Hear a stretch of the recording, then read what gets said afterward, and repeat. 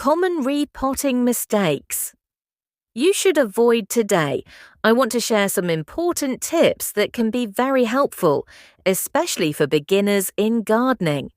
So let's get started. I had a very beautiful plant called Alternanthera calico, but it was growing in a very small pot. I decided that it was time to repot it into a bigger one.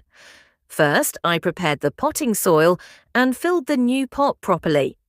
Then, I measured the plant and made a suitable space in the pot for it. After that, I gently started loosening the soil around the plant with my hands, as you can see in the video. When I tried to remove the plant from its old pot, it didn't come out easily. One part became loose, but the rest was still stuck. I tried again and managed to pull the plant out partially. Since it still wasn't coming out completely, I had to put my hand inside and apply some force.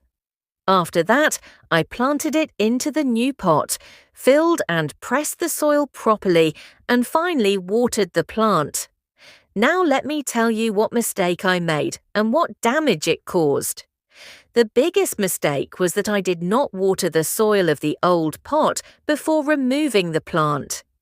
The soil was very dry, hard, and tightly stuck to the roots. Because of this, removing the plant became very difficult. As a result, many of the plant's roots broke.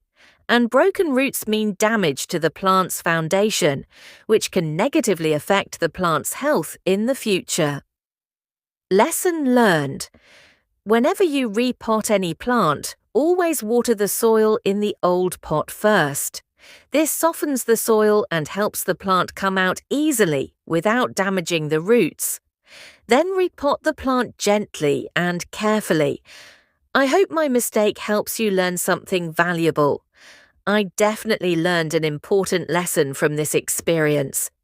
If you enjoyed this video, please don't forget to like, share, and subscribe to my channel.